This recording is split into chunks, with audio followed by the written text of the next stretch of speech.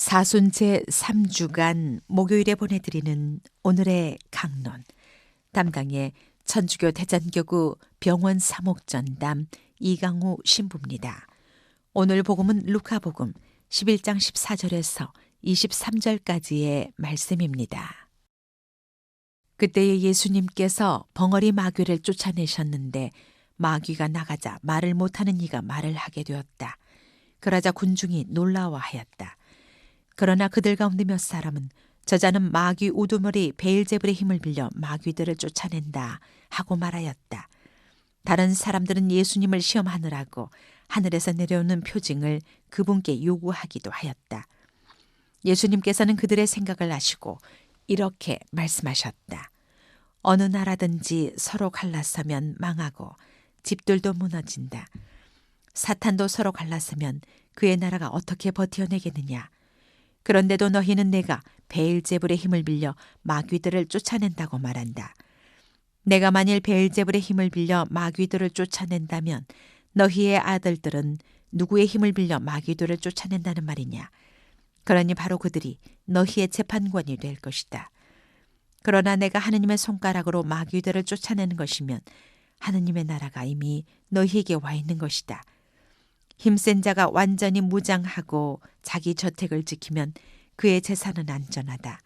그러나 더 힘센 자가 덤벼들어 그를 이기면 그 자는 그가 의지하던 무장을 빼앗고 저희끼리 전리품을 나눈다.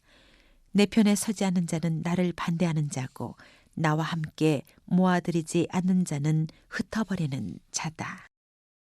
대전 가톨릭 평화방송 애청자 여러분 안녕하십니까?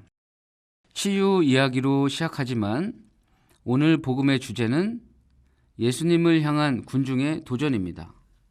첫째 도전은 예수님께서 베엘제불의 힘으로 마귀를 쫓아낸다는 의혹이고, 둘째 도전은 하늘에서 내려오는 표징을 보여달라는 요구입니다. 이에 대해 예수님은 먼저 하느님의 세력과 악의 세력이 어떻게 맞서 싸우는지 설명해 주십니다.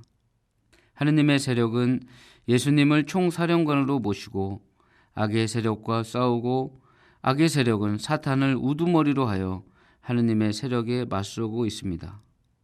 그러니까 우두머리의 힘으로 그 밑에 있는 병사를 공격한다는 건 말이 안 됩니다. 이 세상이 하느님과 악마의 전쟁터임을 제대로 알지 못한 탓에 그런 소리를 하는 것입니다.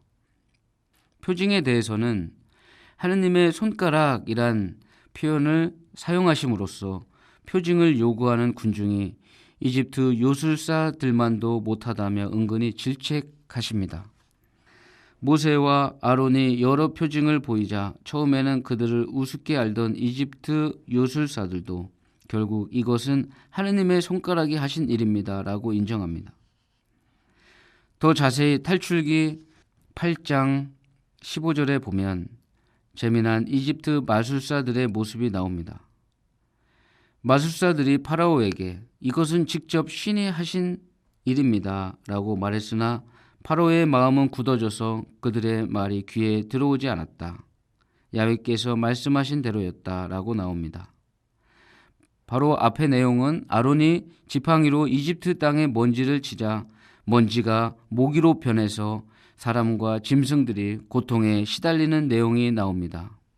이집트 마술사들도 마술을 부려서 아론과 같이 해보려 했으나 두 손을 들고 고백하는 내용입니다. 그런데 오늘 복음의 군중은 예수님이 더 놀라운 일들을 하시는데도 하느님의 손가락을 알아보지 못하고 하늘에서 내려오는 표징만을 요구합니다. 예수님과 같은 편이라면 하늘에서 청해야 할 표징이 아니라 성령임을 알았을 것입니다. 루카복음 11장 13절의 말씀으로 오늘 강론을 마무리할까 합니다. 너희가 악하면서도 자녀에게 좋은 것을 줄 알거든 하늘에 계신 아버지께서야 구하는 사람에게 더 좋은 것, 곧 성령을 주시지 않겠느냐. 오늘의 강론, 지금까지 담당의 천주교 대전교구 병원 사목전담 이강우 신부였습니다. 내일도 이강우 신부의 강론이 계속됩니다.